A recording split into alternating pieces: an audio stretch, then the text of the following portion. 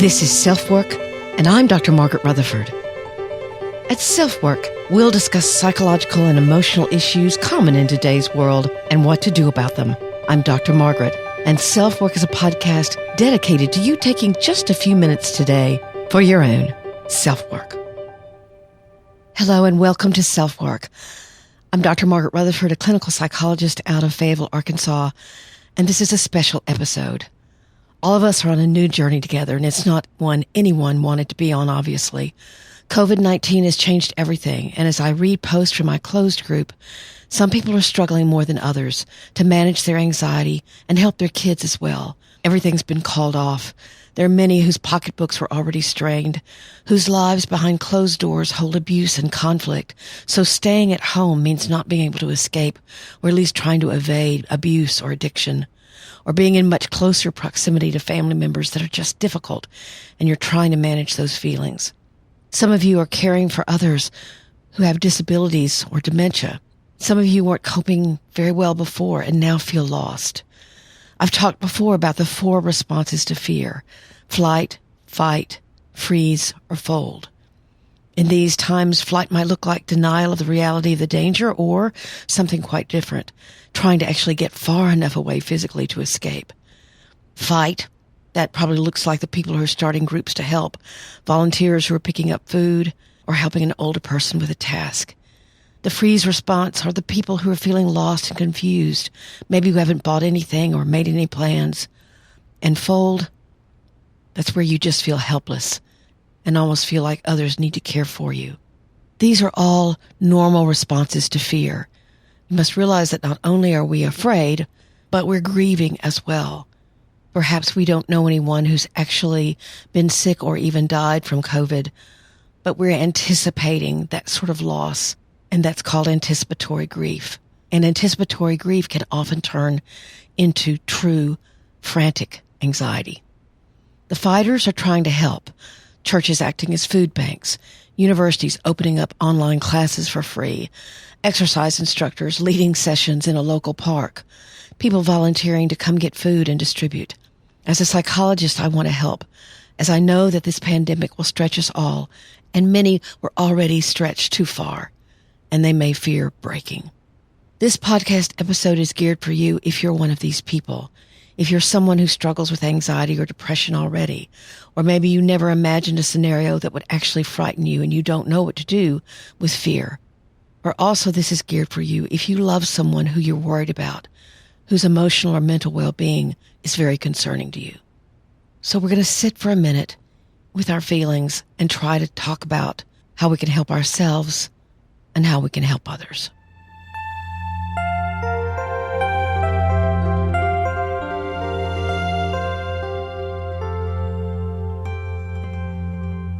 The title of the podcast is Compassionate and Common Sense Tips for Quarantine Anxiety. And both are needed, both compassion and common sense.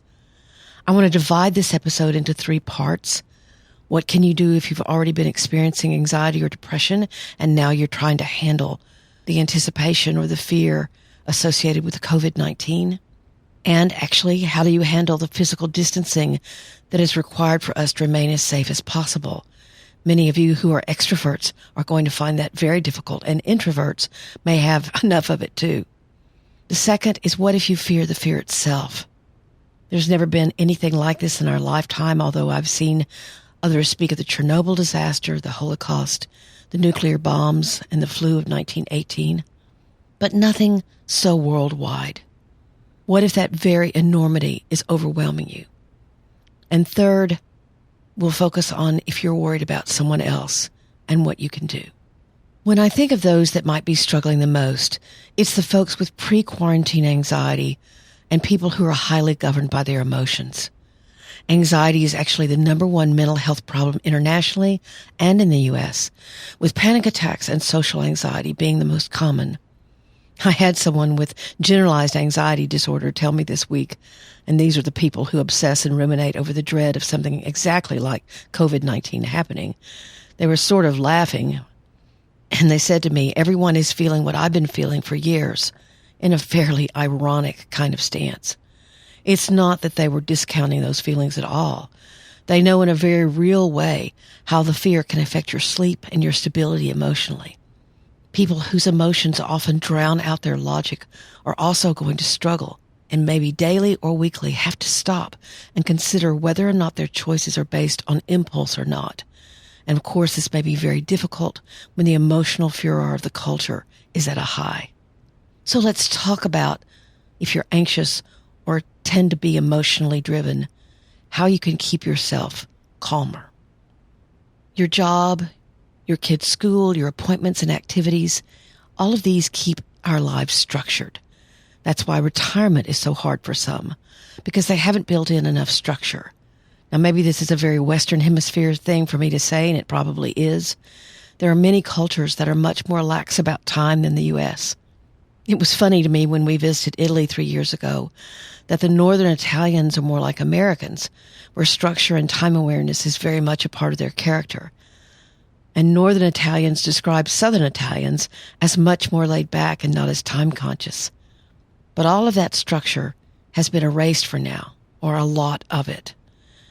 And we each have to begin to structure our own lives, even if you have 8 people in your household or you're alone. Both have their challenges. So here's the first tip, and this is definitely a common sense one. You have to set up structure. Think about putting up a camping tent to sleep in, how that helps you feel protected. It provides some kind of structure, something between you and the unknown. And that's what you're doing. That could be setting up time schedules for kids or for yourself, not feeling as if the day is yawning in front of you because you have things to focus on. I found this model on how to structure time, and there are 5 time dividers. There's withdrawal, rituals, pastimes, activities, and intimacy. So let's think about those 5 in reference to your life at home. Withdrawal. That means private time. Time when everyone goes to their corner, or you could have fun with your kids. You could hang sheets up as room dividers, and they'd have fun doing that. But everyone does something privately. This could be nap or rest time. It could be tag time for you and your partner, one where each parent takes the kids and the other gets to breathe. But you have a little bit of downtime. Younger kids might need a reminder. You could use an oven timer or your phone so they could structure their own time. The second is rituals. This is very important with all the imposed changes that are coming down from our federal government and local government. What are your rituals? If you read books at night, that needs to continue. If Thursday is tuna fish day, then that stays. Whatever the family has been accustomed to and can legitimately stay in place does stay in place. The third divider is pastimes. This is play. And play is vital for well-being. Getting outside safely as much as possible. Literally planting seeds or going fishing. That's my Southern, going fishing. Playing online games, playing with each other in real time. Watching entertainment like movies or making movies at home with your phone. Reading, playing music. Now, playing music doesn't mean you're actually listening to music. You can make a rhythm section out of kitchen utensils. There's singing, drawing, coloring. All of these are ways to play, and you could actually learn. The fourth time divider is activities. This is work, schoolwork, homework, adult work. Partners may have to coordinate with each other when and how they're going to get things done. Cooking and eating, laundry. These things can be divided and delegated as well. You want to reach out to those you love, maybe make things for them. Journaling is a very helpful activity also, as it slows your mind down enough to allow yourself to see something in black and white. In fact, perhaps you could suggest to everyone that they do some kind of journaling during this time so they can look back and see what they learned that they were grateful for, that they missed, their friends, school, church, whatever it is that is meaningful to them. We'll all, of course, have a much greater gratitude for that, as this is certainly an eye-opening experience on what we take for granted. In fact, you can take your journaling into actual letter writing. Remember that? Some of you probably don't. Some of you may never have sent a letter. Well, now is the time. The fifth time divider is emotional intimacy. The activity that I think that could best help with this is having a time for openness and sharing with either friends, over the phone if you're alone, or together. Talk about what's the best thing that happened today?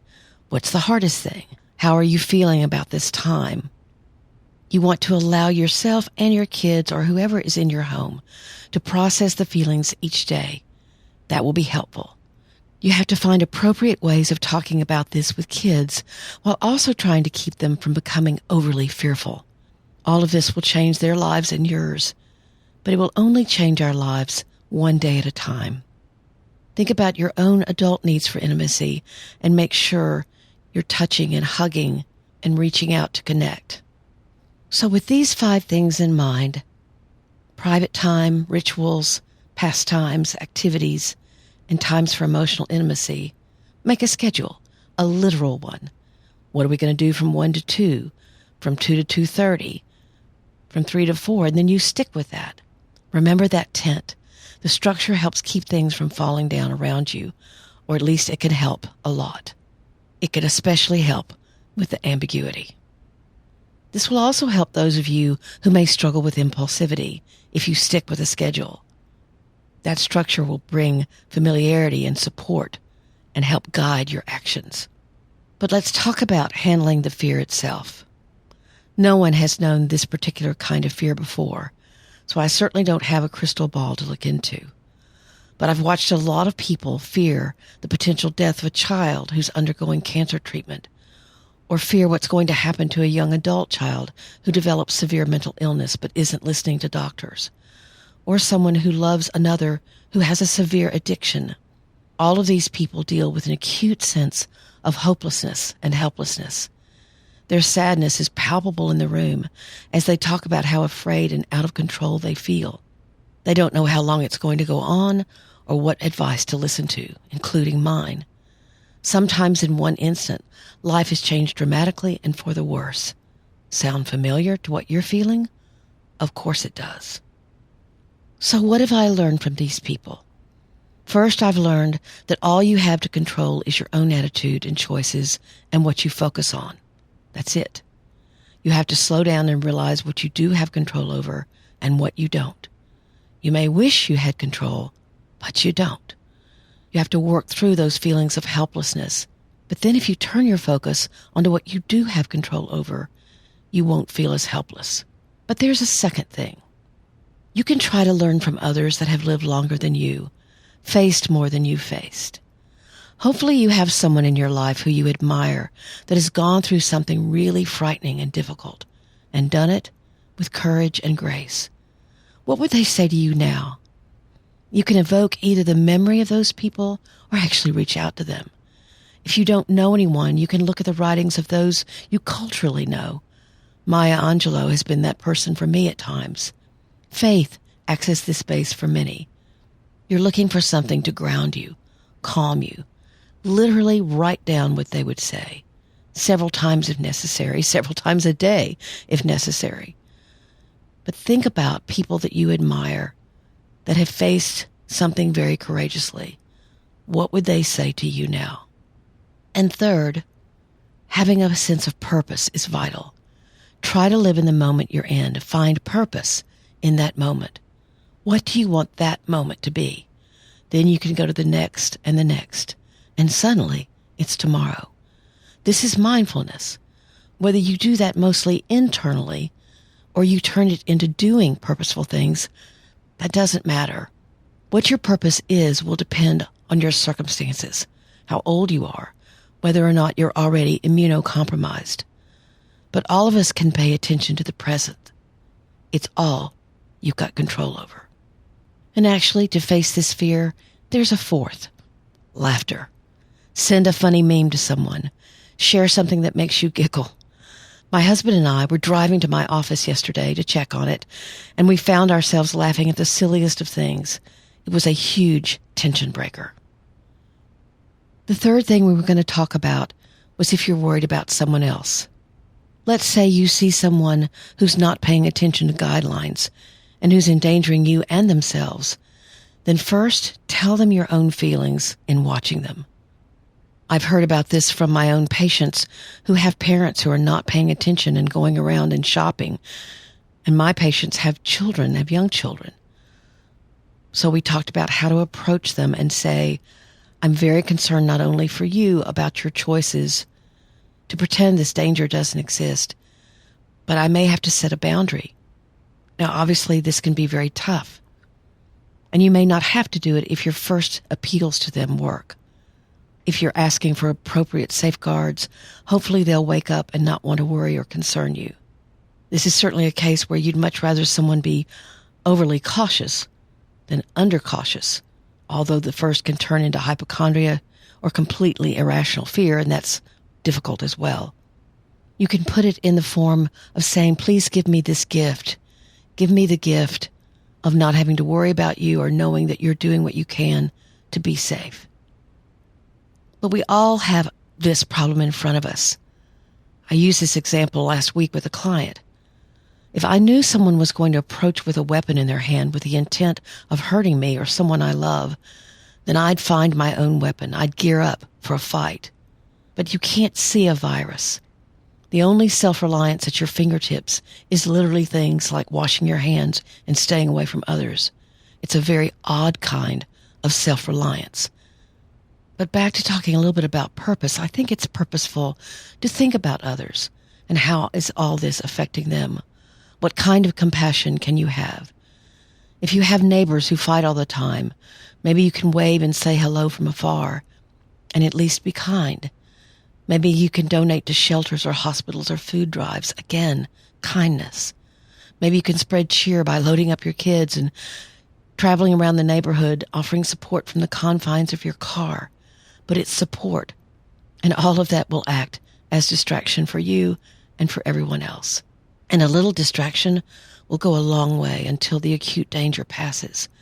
And we've all gotten through this together. No one knows what kind of impact all this will have on our world.